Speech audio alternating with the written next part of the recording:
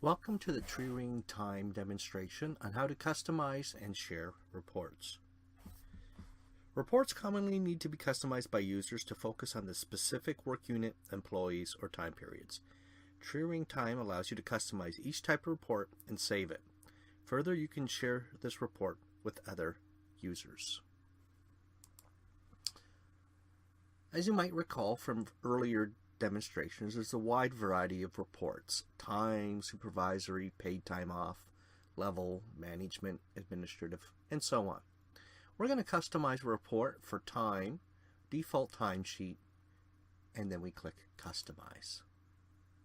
Just like generating a report, the default timesheet options appear.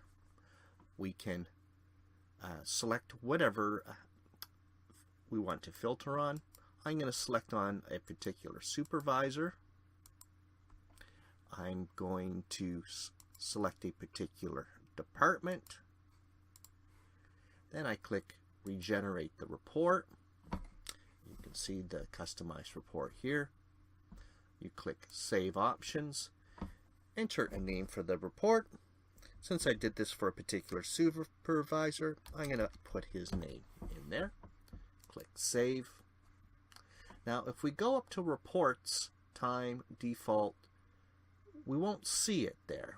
What we need to do is log out, log back in, and now the report is there.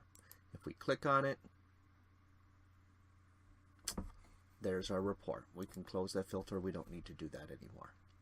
Now, if you want to share this report with, in this case, Brad, click on Reports, Time, Default Time Sheet, the Brad report, and then click Share.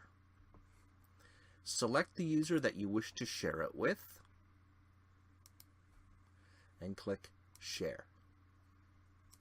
They will now be notified when this report is